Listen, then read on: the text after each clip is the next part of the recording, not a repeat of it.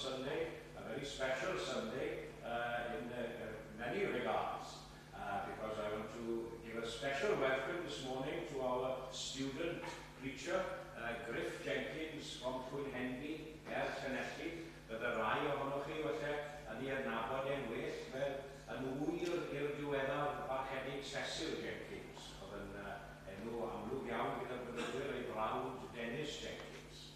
Felly croeso, cynnes i ti Griff, yn ein edrych mlaen yn eidgar at y neges ti ac yn dymuno bendith Duw, nid yn unig arno ti bore yma, ond gydol y weinidogaeth edrych ymlaen.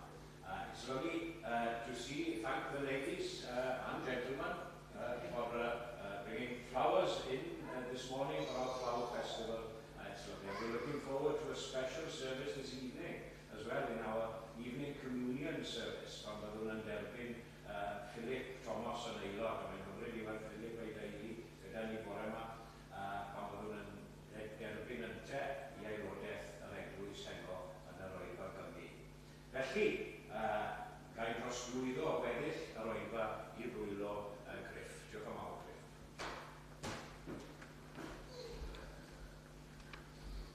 Grêt, diolch yn fawr am y croeso. Felly gadewch I ni barhau gyda'n hoddoliad trwy droi I ganu'r emyn gyntaf, emyn rhif 174. So the first hymn number 174. Dyw mawr y nefoedd faith, mor bir, mor dirion yw, mor hyfedd yw ei waith yn achub dynol ryw. Sancteiddiau'r enw'r arglwydd i'r drwy'r ddeiar faith a'r eang fôr. Felly gadewch I ni sefyll I ganu ymyn rhif 174. Mor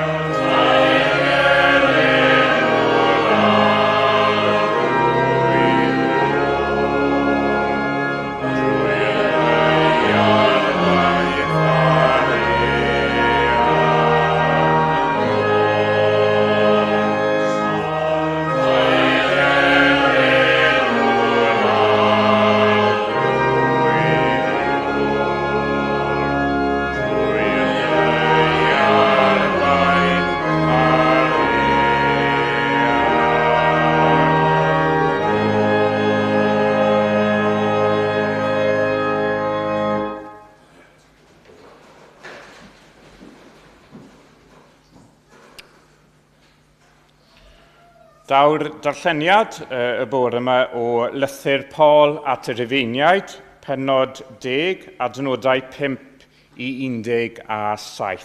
So the reading this morning comes from the book of Romans, chapter 10, verses 5 to 17. So it's on page number 1152 in the ESV Holy Bible. And then mae ar dudalen 174 wedyn yn y Beibl Cymraeg newydd y diwygiedig yn y Testament newydd. Felly Rifeiniaid, pennod 10, Romans chapter 10, verses 5 to 17. Ysgrifennodd Moses am y cyfiawnder trwy y gyfraith. Y sawl sy'n cadw ei gofynion a gaiff fyw trwyddynt. Ond fel hyn y dywed y cyfiawnder trwy ffydd. Paid â dweud yn dy galon, pwy a esgyn i'r nef. Hynny yw, I ddwy'n Crist I lawr. Neu, pwy a ddysgyn I Hades. Hynny yw, I ddwy'n Crist I fyny oddi wrth y meirw. Ond beth mae'n ei ddweud? Y mae'r gair yn agos atat, yn dy enau ac yn dy galon. A dyma'r gair yr ydym ni yn ei bregethu. Gair ffydd, sef, os cyffesu Iesu yn arglwydd Athenau, a chredu yn dy galon fod Duw wedi gyfodi ef oddi wrth y meirw, cei dy achub. Oherwydd credu ar galon sy'n esgor ar gyfiawnder, a chyffesu ar genau sy'n esgor ar iachawdwriaeth. Y mae'r ysgrythyr yn dweud, pob un sy'n credu ynddo, ni chywelyddir mohono. Nid oes dim gwahaniaeth rhwng Iddewon a Groegiaid. Yr un arglwydd sydd I bawb, sy'n rhoi o gyfoeth I bawb sy'n galw arno. Oherwydd yng ngeiriau'r ysgrythyr, bydd pob un sy'n galw ar enw'r arglwydd yn cael ei achub, pwy bynnag yw. Ond sut y mae pobl I alw ar rhywun nad ydynt wedi credu ynddo? Sut y maent I gredu yn rhywun nad ydynt wedi ei glywed? Sut y maent I glywed heb fod rhywun yn pregethu? Sut y maent I bregethu heb gael ei hanfon? Fel y mae'r ysgrythyr yn dweud, mor weddaidd yw traed y rhai sy'n cyhoeddi newyddion da. Eto, nid pawb a I fyddhaodd i'r newydd da, oherwydd y mae Isaia'n dweud, arglwydd, pwy a gredodd yr hyn a glwsant gennym? Felly, o'r hyn a glywir y daw ffydd, a daw'r clywed trwy air Crist. Ac ni'n diolch I Dduw am ei air I ni. Amen. Felly, gadewch ni nawr troi at yr ail emyn rhif 691. So the second hymn number 691. Fy nhad o'r nef o gwrando nghri, un o'th ei ddilaf blant o'i fi, o clyw fy llef a thrigar ha, a dod I mi dy bethau da. So hymn number 691.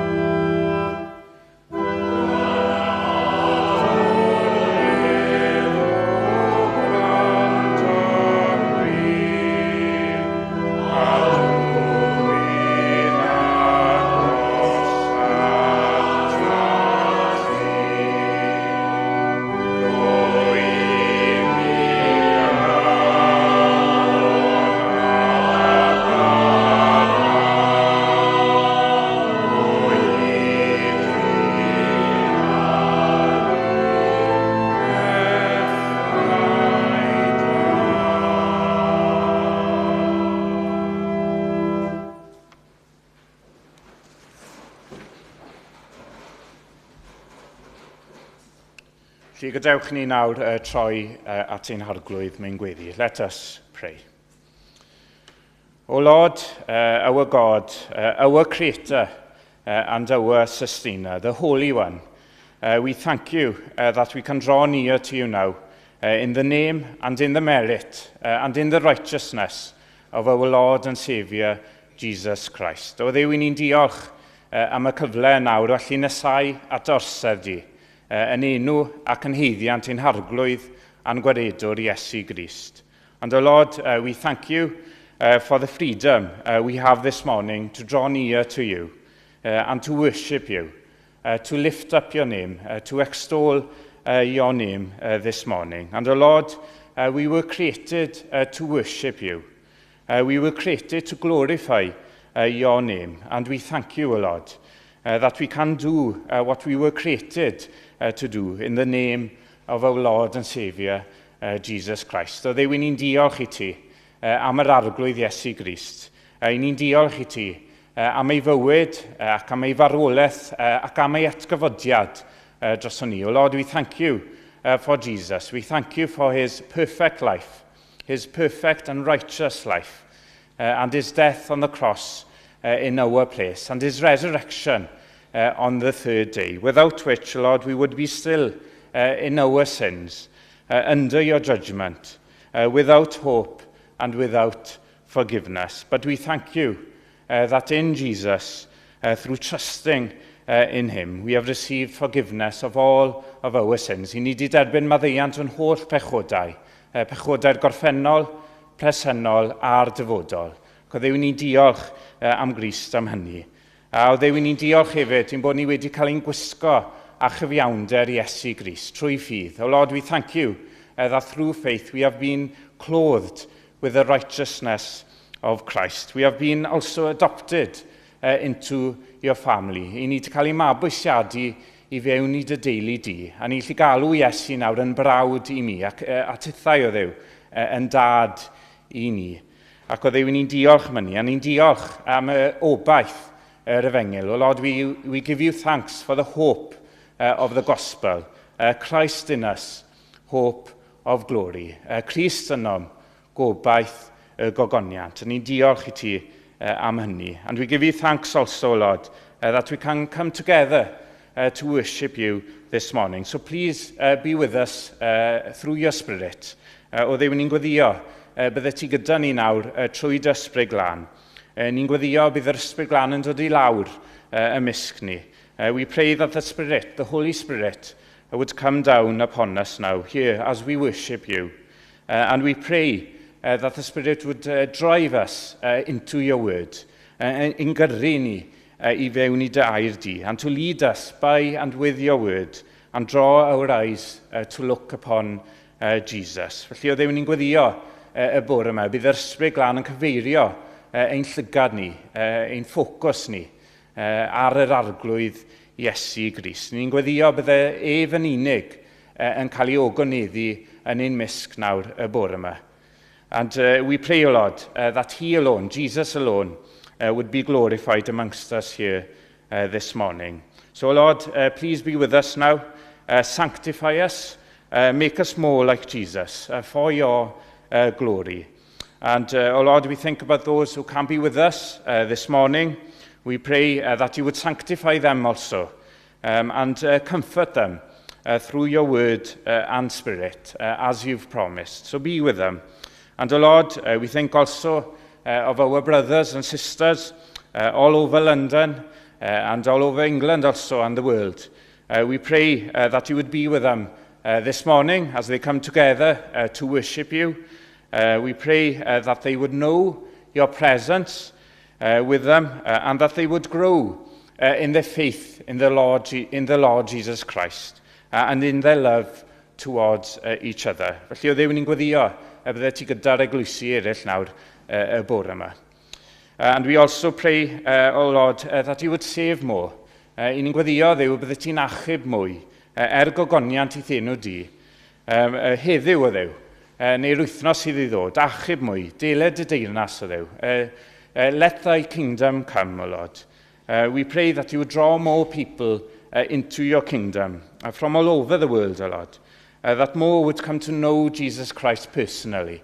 They would come to know him personally as their Lord and Saviour, and be able to say in their hearts, O Lord, that Jesus loved me and gave himself for me. So, Lord, we pray that you would draw more people into your kingdom today, to the glory of your name. And, O Lord, we give you thanks for your grace towards us, and we give you thanks for Jesus. Thank you for the cross. Ni'n diolch i ti am groes ein gwaredwr ni, am ei farwolaeth ar y groes troson ni, am addau ni ein pechodau ni, o Dduw. Forgive us our trespasses, O Lord, as we forgive those who trespass against us. So be with us, O Lord, this morning. Bydd gyda ni nawr, fel yr wyt ti wedi addo, o Dduw. Wrth i ni nesau dy ti, bydde ti nesau dy ni. A ni'n gofyn hyn i gyd nawr, yn enw ein harglwydd a'n gwaredwr, Iesu Grist. Amen.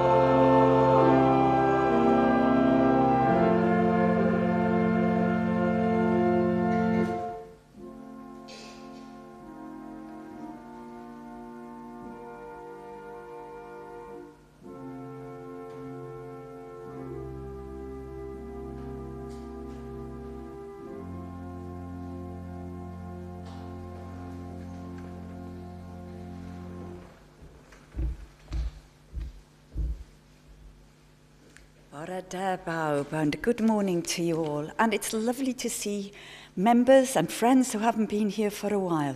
Welcome back, and it's lovely to have you here on the Flower Sunday. Ond croeso arbennig I Griff Jenkins, and as Rob said, he comes from a good family of a tradition of ministers. Dymuniadau gorau ti Griff, and yrfa ac fel ddedodd Rob, yn ni'n dybuno bob bendith arno ti. Griff will be also leading the service later on in the midweek, so we're very grateful to him. Llawer o ddiolch hefyd I bawb sydd wedi dod â blodau fewn y bore yma, a cadw'r traddodiad o wyl y blodau I fynd. And somebody asked me, it was Jane I think earlier, what's the tradition? And I said, well, I'm going to let you know. And a few years ago I asked John Samuel what was the tradition behind wyl y blodau. And he is the oracle on all these things. And we miss him. And him and Janice are going through tough times at the moment. And we're obviously thinking of them both. So this is what John said to me then. Mae'r hen draddodiad o ardduno'r capel yma yn mynd yn ôl i 1820. And in the early days, the service on Flower Sunday commenced at 8:30 and lasted all day. They had breaks for breakfast, lunch and tea. And early in last century, Lloyd George was invited to be president for the afternoon Sunday school service. And it turned out to be a national political lecture. Araith arbennig ar faterion cenedlaethol a rhyngwladol yn enwedig yn ystod Rhyfel Byd Cyntaf. And even the press were here. Some of the press came, the editor of the News Chronicle came. Apparently he sat right behind Lloyd George in a reserved seat. So apparently this Sunday has also been known as Lloyd George Sunday as well as Flower Sunday. So a little bit of history for you. Ond yn ôl I heddiw, felly diolch I Mike hefyd am ei gyfraniad ar yr organ. Ac heno fydd na gylch trafod am 4:30 ac oedfa hwyrol am 6:00. Fydd hi'n oedfa gymyn ac fel ddedodd Rob ni yn derbyn aelod newydd. Fydd Philip Thomas ac fydd yn Glen cael derbyn Thomas. So dewch I gefnogi'r oedfa gymyn. In the coming week, as I mentioned, Wednesday, midday, midweek, Griff will be leading that service. And then next Saturday, we have got a special concert here. It's the Gymdeithas final thing in the programme in the Gymdeithas for this year. So July the 1st, we have a gala organ recital here, given by Thomas Trotter. He's an international concert organist. Tickets are on sale. It will start at 2:00, so it is apparently well worth coming to listen to Thomas Trotter. So do come. Hefyd dyddiad arall i'r dyddiadur, ond nos Lun, 24 o Orffennaf, mae Côr Llundain yn trefnu ymarfer agored. Gwahodd ffrindiau y teulu I wrando ar ei rhaglen ar gyfer y Steddfod Genedlaethol. Felly mae hi'n 7:45 ar diwedd Gorffennaf. At the end of the service, do please join us for a cup of tea. A nawr, dawnwch amgylch I dderbyn eich rhoddion.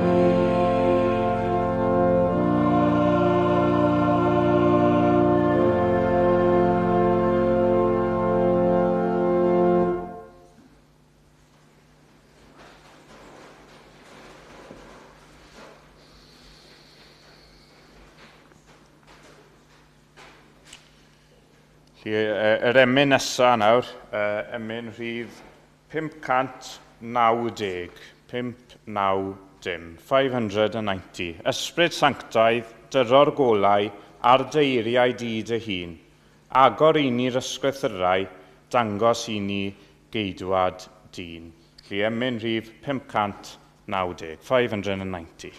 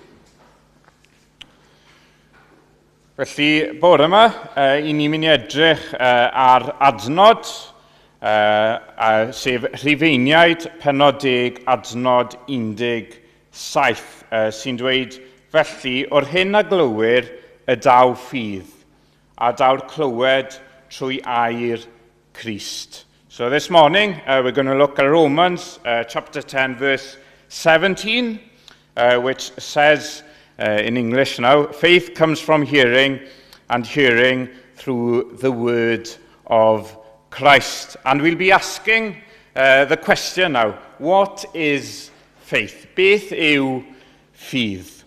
Wrth i ni edrych ar yr adnod. And J.I. Packer says that in the Bible, now the whole Bible, faith is crucially important. Mae'n ganolog bwysig, for it is the instrumental cause of salvation. Felly mae ffydd nawr yn bwysig iawn. Trwy ffydd, mae person yn cael ei gyhoeddi yn gyfiawn ger bron Duw.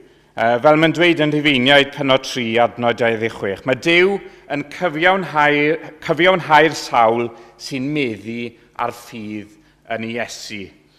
Felly, by faith now a Christian is declared just, declared righteous now before God. Romans 3, verse 26. God is the justifier of the one who has faith in Jesus. And we also read then that through faith, the Christian is to live his life by faith. 2 Corinthians chapter 5, verse 7. We walk by faith, not by sight. Yn ôl ffydd ar y dim yn rhodio, nid yn ôl golwg. A trwy ffydd hefyd, mae'r Cristion yn cynnal ei obaith. Hebreau 11 adnod 1. Y mae ffydd yn warant o bethau gobeithir amdanynt, ac yn sicrwydd o bethau na ellir ei gweld. So through faith, the Christian is to sustain his hope. Faith is the assurance of things hoped for, the conviction of things not seen. Felly mae ffydd yn bwysig iawn, a mae ein tynged nawr tragwyddol yn pwyso'r y cwestiwn hyn nawr. A oes ffydd gyda chi yng Nghrist? A oes ffydd gyda fi nawr yng Nghrist? Mae'n tynged tragwyddol nawr, y pwyso ar y cwestiwn hynny. Our eternal destiny now rests upon this question. Do we now have faith in Christ? Faith now, as J.I. Packer said, is crucially important. Our eternal destiny now rests completely upon that question. Do we have faith in Christ? Felly, beth yw ffydd? What is faith? And mae ffydd nawr yn cynnwys 3 peth. Gwybodaeth, cytundeb ac ymddiriedeth. So faith includes 3 things: knowledge, agreement, and then trust, or reliance. So knowledge, agreement, reliance.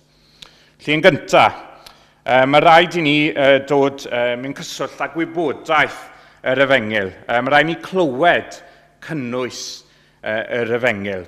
So first of all, we need to come to hear the content of the gospel. This is the first step, without which there is no faith. As Paul said, how are they to believe in him of whom they have never heard? Sut y maent i gredu roi ffydd yn rhywun nad ydynt wedi ei glywed.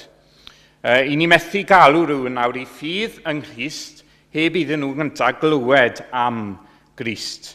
Fe Rhufeiniad yr adnod nawr, Rhufeiniad 10 adnod 17, o'r hyn a glywir y daw ffydd, clywed trwy air Christ. Faith comes from hearing, and hearing through the word of Christ. A gair Christ nawr yw'r Efengyl, yn newyddion da o lawenydd mawr. Efe cred yn yr arglwydd Iesu ac fe gei dy achub. The word of Christ now is the gospel.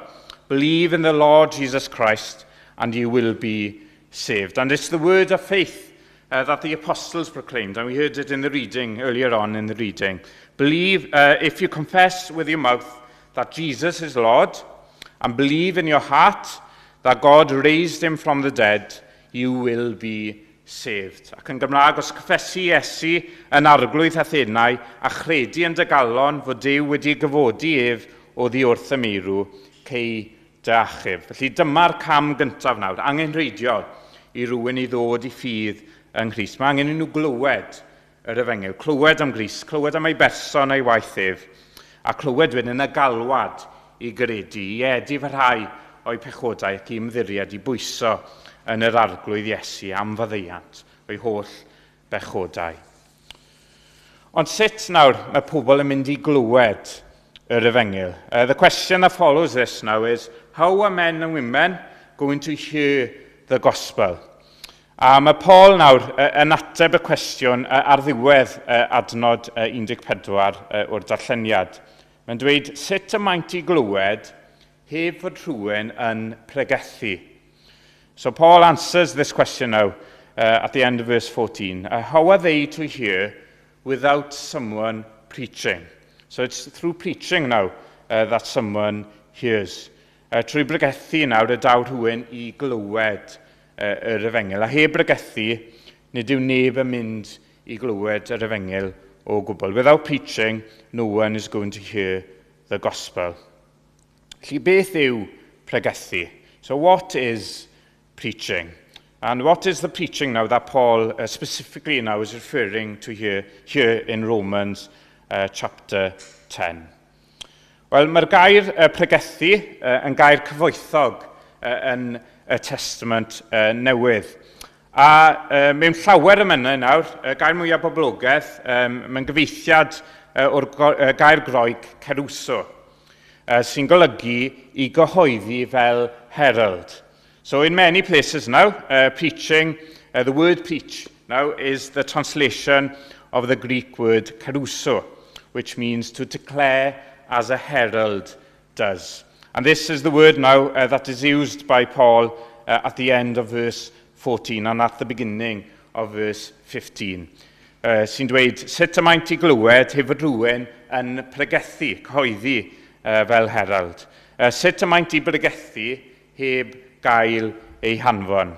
How are they to hear without someone preaching? So declaring as a herald does. And how are they to preach unless they are sent? So that's the job now of the herald, was to declare the message of someone else. And it's usually a king. and without changing the message in any way. Felly, dychmygwch nawr eich bod chi wedi derbyn llythyr gan y brenin. A mae yna gorchymyn ynddo i gyhoeddi'r newyddion i eraill. A byddwch chi'n gwneud yn siŵr, wrth gwrs, bod y neges yn mynd i cael ei gyhoeddi, bod chi'n ei fyddhau, a bod chi wedyn dim yn newid y neges o gwbl, bod chi'n cyhoeddi yn union fel ac y mae, heb ei newid. Wel, dyna beth yw swydd y pregethwr nawr. Cyhoeddi neges rhywun arall, Duw, heb ei newid. So cyhoeddi gair Duw fel gair Duw. So preaching is proclaiming the word of God without changing it. Proclaiming it as the word of God without changing or altering it in any way at all. Felly mae yna gwestiwn yma i ni yma bore yma. Ydyn ni nawr wrth i ni ddod ynghyd i wrando ar rywun wedyn yn cyhoeddi'r gair, gair Duw, ydych chi wedi dod yma yn ddisgwylgar, yn disgwyl clywed neges o Dduw ei hun o'i air. So there's a question here for us here this morning. When we come together now to hear someone proclaiming the word of God, do we come expectantly, expecting now to hear a message from God himself? Are we like Cornelius now, the centurion, in Acts chapter 10, who said to the Apostle Peter, "We are all here in the presence of God to hear all that you have been commanded by the Lord to say." Yr ydym ni bawb yma, felly Cornelius, ei deulu a pobl eraill wedyn, yma ger bron Duw i glywed popeth yr chmynwyd i ti gan yr arglwydd. Felly nhw yn ddisgwylgar, yn barod, yn edrych mlaen i glywed gair Duw trwy'r apostol Pedr. Ydyn ni felly wedi dod yn ddisgwylgar? Have we come here expecting now to hear a message from God himself? Felly dyna chi, y gair gyntaf am bregethu, caruso, sy'n golygu cyhoeddi fel herald. Wedyn, gair arall am bregethu ni'n dod ar draws yn y darlleniad yw euangelizo. So that's the other word now for preaching in the New Testament, euangelizo, which has given us the term in English to evangelize. Yn Gymraeg, efengylu. A yn llythrenol, mae'r gair yn golygu i gyhoeddi newyddion da. So it means literally now to bring or to proclaim good news. And this is the word that is used by Paul at the end of verse 15, which says, "How beautiful are the feet of those who preach good news." Ac yn Gymraeg wedyn, mae'r gair pregethu ddim yna, ond cyhoeddi. Mor weddaidd yw traed yr rhai sy'n cyhoeddi newyddion da. Felly dyma'r newyddion da, os chi'n cofio, nath yr angel gyhoeddi i'r bugeiliaid, o'n nhw'n mynd ofn ar ôl cael ei hamgylchynu gan ogoniant Duw. A dyma'r angel yn dweud, peidiwch ag ofni, oherwydd wele, yr wyf yn coeddi chwi newydd da am lywynydd mawr a ddawi'r holl bobl. Ganwyd i chwi heddiw yn rhef Dafydd waredwr. Yr hwn yw'r Mesia, yr arglwydd. A sôn am Iesu, wrth gwrs. The angel, if you remember, proclaimed the good news to the shepherds in Luke chapter 2. "For unto you is born this day in the city of David in Bethlehem a Saviour, who is Christ the Lord." Felly, Iesu Grist, Jesus Christ is the good news. Iesu yn unig. Jesus Christ is the good news. Jesus only. A dyma'r newyddion da gwnaeth Pedr gyhoeddi i Cornelius wedyn yn Actau Pennod 10. Mae Iesu, yr un a gwnaeth farw ar groesbren a gyfododd y trydydd dydd, yw'r un a benodwyd gan Dduw yn farnwr y byw ar mirw. I hwn y mae'r holl broffwydi'n tystio, y bydd pawb sy'n credu yn ddoef yn derbyn maddeiant pechodau trwy ei enw. So this was the good news that Peter proclaimed to Cornelius. Jesus, the one who died and rose again, is the one appointed by God to judge the living and the dead. To him the prophets bear witness that everyone who believes in him receives forgiveness of sins through his name. Felly dyna chi nawr. Dyna beth yw pregethu. Coeddi neges Duw o iair ef. Coeddi ei iair ac coeddi'r newyddion da o lawenydd fawr. Felly Iesu, dyna'r neges, Iesu yw'r arglwydd byw, edifarhewch, credwch ac ewch bywyd yn ei enw ef. So preaching now is proclaiming the word of God and proclaiming the good news of Jesus Christ, that Jesus is Lord, and then repent, calling people to repent then of their sins and to believe and have life in his name. And the message is the same today. And hearing the gospel, of course, is the first step towards faith. So there we are, so acquaintance with the content of the gospel. Wedyn, yn ail nawr, ar ôl clywed cynnwys yr efengil gwybodaeth, mae rhaid ni cytuno. Mae angen cytuno cynnwys yr efengil, credu ei fod yn wir. So secondly now, after hearing the content of the gospel, we need to agree with it. We need to believe that it is true. Thomas Charles nawr yn ei hyfforddwr, cwestiwn 137 yn gofyn y cwestiwn, beth yw ffydd? Mae ganddo ddau ateb. Yn gyntaf, mae'n dweud, yn gyffredinol, ffydd yw credu tystiolaeth Duw yn ei air.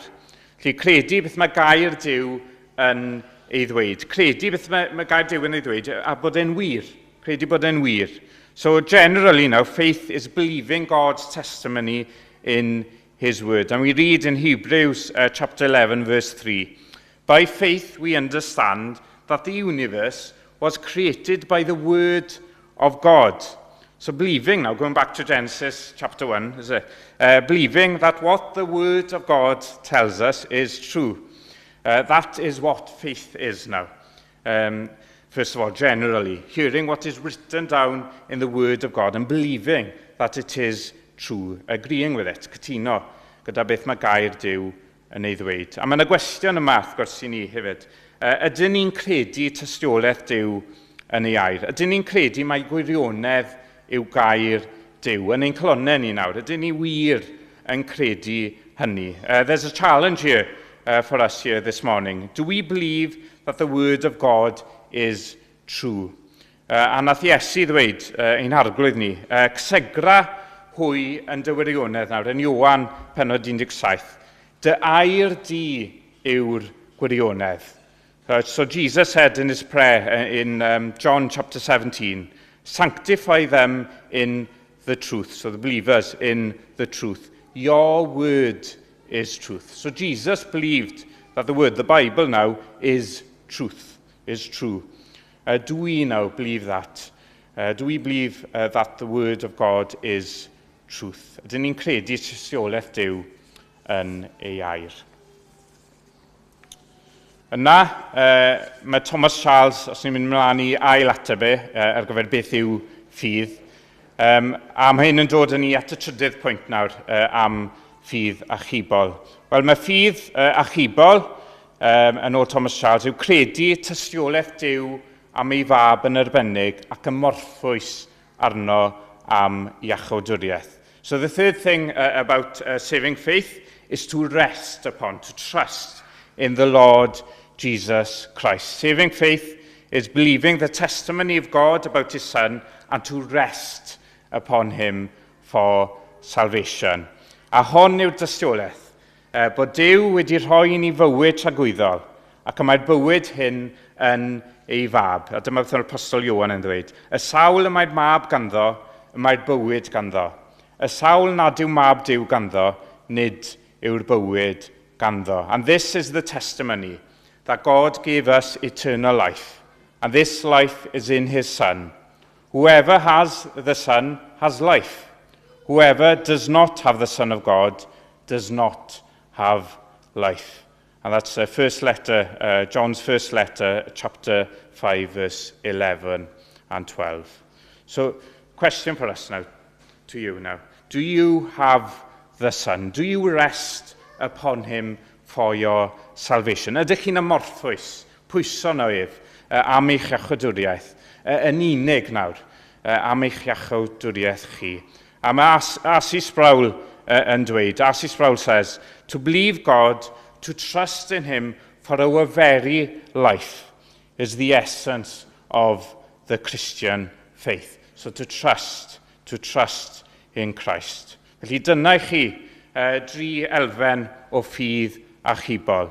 Felly mae person sydd â ffydd yn Grist nawr wedi clywed, yn gyntaf o clywed cynnwys yr Efengil, yn credu bod yn wir ac yna'n ymddiried yn yr Efengil, yn yr arglwydd Iesu Grist. So the 3 elements of saving faith now. First of all, hearing the content of the gospel, then agreeing and recognizing that the gospel is true, and then resting, trusting, relying on Christ for salvation. That is saving faith. Felly, na I ofyn y cwestiwn nes I ddechrau gyda. Ydych chi nawr a ffydd yn yr arglwydd Iesu Grist? Nes I ddweud, wrth gwrs, mae'n tynged tragwyddol ynghlwm â'r cwestiwn yma. Ydych chi'n pwyso arno ef? Do you now have faith in the Lord Jesus Christ? Do we trust him? And this question, as I said at the beginning, has our eternal destiny tied to it. And let us pray also that many outside here now in London will come to faith in Christ, come to trust him to the glory of God's grace. And also that we would pray over each and one of us now, that we would grow in our faith in Christ. Now, Edward Fisher pleaded in his book now to his readers in one of his books. He said, "Let me beg of thee, thou wilt beg at the throne of grace for me, that my faith may be increased, and so my love inflamed towards God and towards man for God's sake." Felly gadewch I ni hefyd pledio dros ein gilydd, pledio gyda bron gorsedd gras Duw, bydde ffydd ni, ymddiriedeth ni yng Nghrist yn tyfu. A na I orffen gyda chi nawr gyda emyn William sy'n dweud, "Yn Eden cofiaf hynny byth, bendithion gollais rif y gwlith, syrthiodd fy nghoron wyw, ond buddugoliaeth Calvary, enillodd hon yn ôl I mi ganaf tra fwy byw. Ffydd, dacwr fan a dacwr pren, yr hoeliwyd arno dywysog nen, yn wirion yn fy lle. Y ddraig a sigwyd gan yr un, cant clwyfwyd dau, concwerodd un, a Iesu oedd fe. Felly I Dduw y byddor gogoniant. Amen.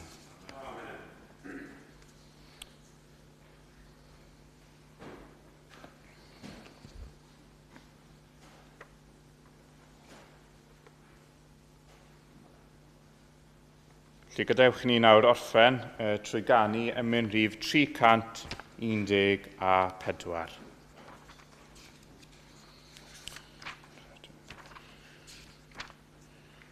So 314. Yn ynaist ynof dan, perfeithiaf dan y nef, ni all y moroedd mawr ddifoddi mono ef.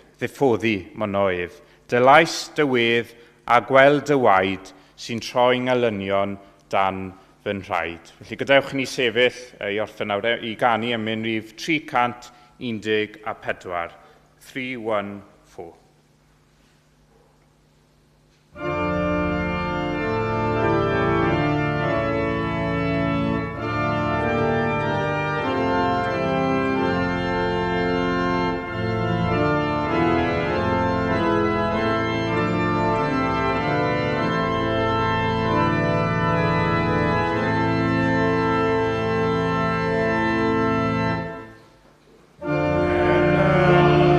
Nice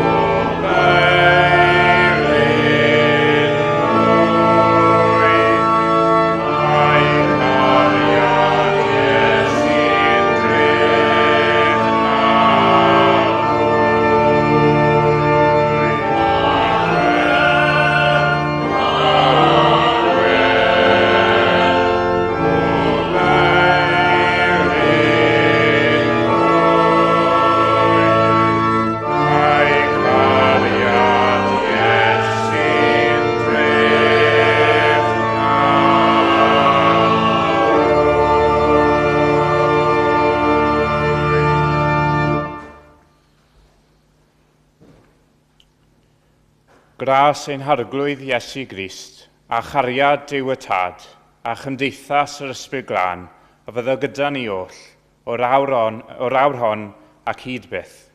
Amen.